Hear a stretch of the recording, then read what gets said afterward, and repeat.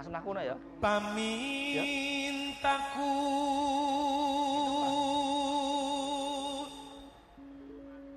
nimasito ase. Yang saya Pak. Kula mriki malih ya, Pak. Napa, Mas? Kula niki mriki malih, Pak. Napa?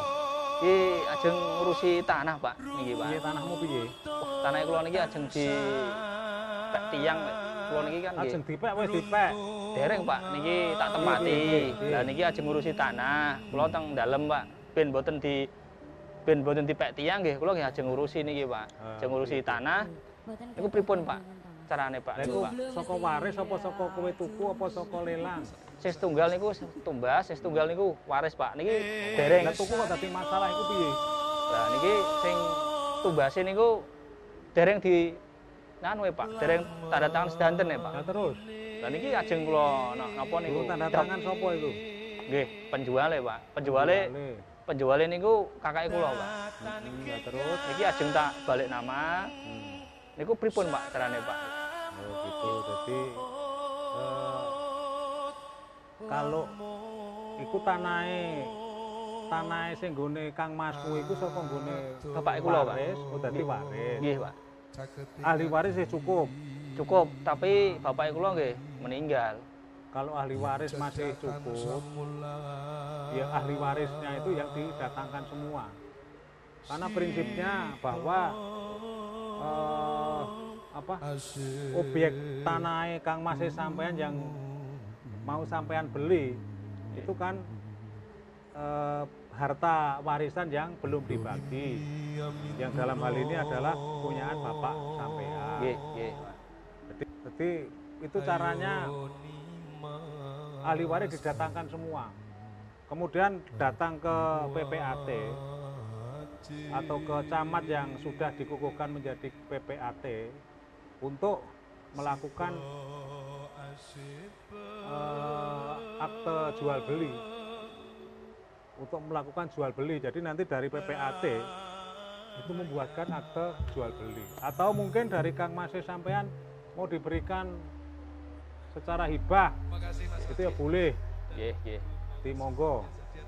Nggih, berarti sakniki kula mun paham, Pak, nek tanah kula niku. Lah niki enten crita malih, Pak. Rencang kula malah ngeten, Pak, niku. Tanah niku ujug-ujug kok disertifikatke atas nama orang lain tanpa sepengetahuan pripun, Pak, niku, Pak? Nah, kalau tiba-tiba koncone sampean mempunyai hak atas tanah, kemudian tiba-tiba itu disertifikatkan orang lain, itu ada pemalsuan dokumen pertanahan.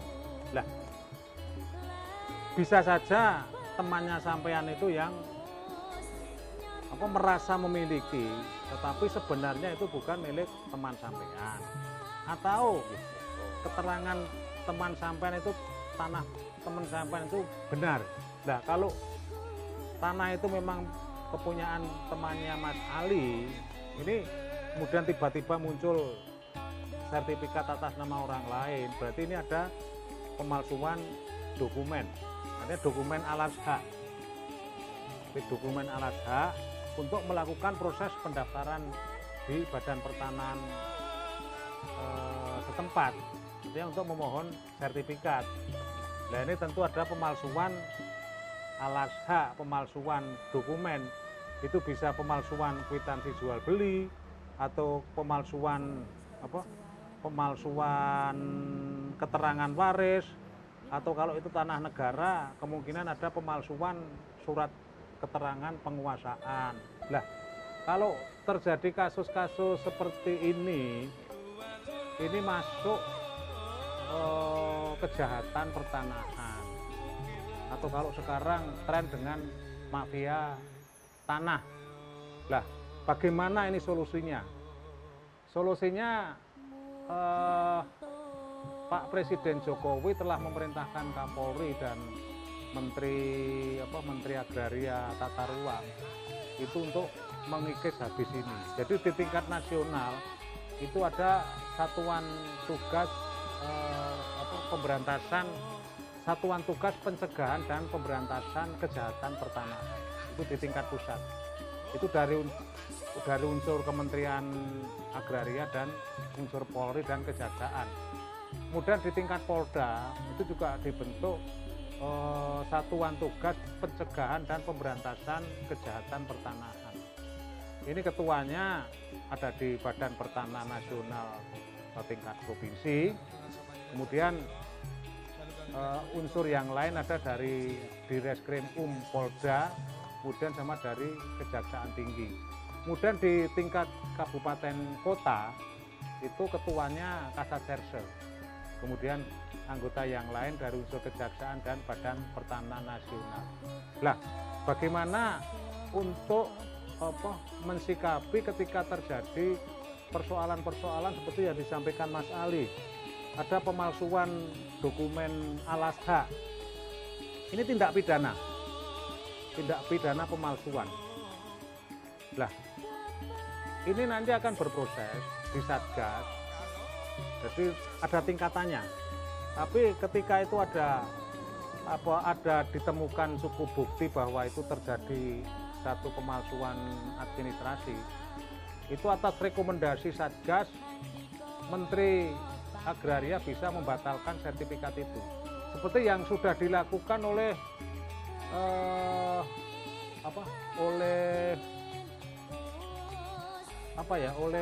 oleh pertanahan di Jogja. Itu ada pemalsuan dokumen, itu ada 16 sertifikat itu dibatalkan. Jadi ini kasusnya sama.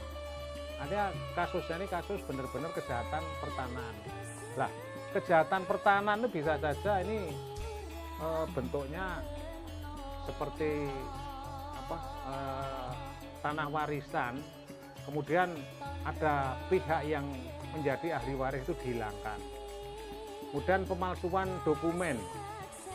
Jadi pemalsuan dokumen, satu misal ini tanah saya, kemudian tiba-tiba muncul surat keterangan dari kepala desa atau kepala kelurahan bahwa tanah saya ini bukan tanah saya tapi tanah Mas Ali.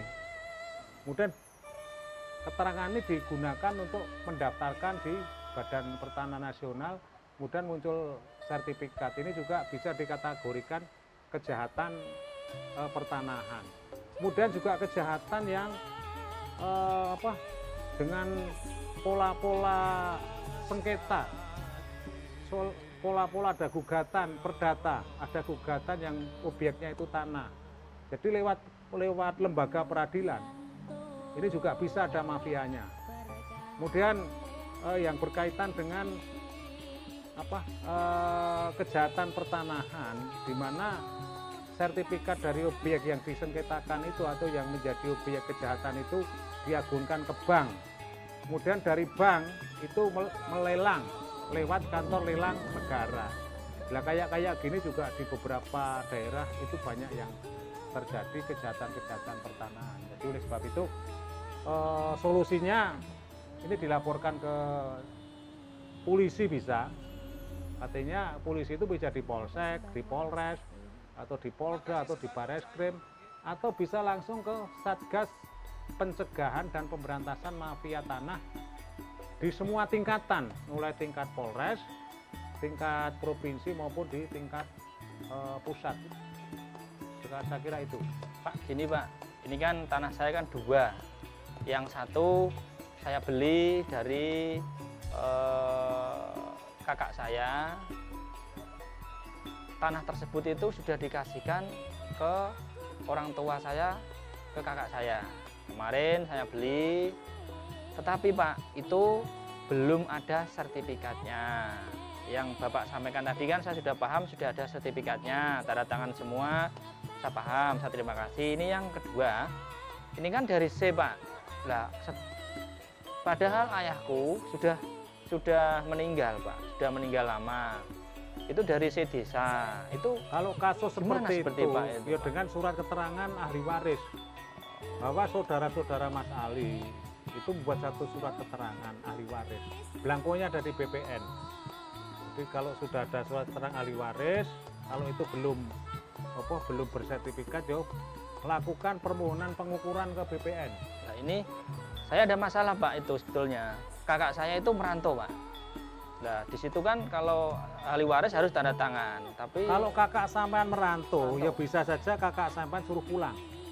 Atau dengan surat kuasa notarial.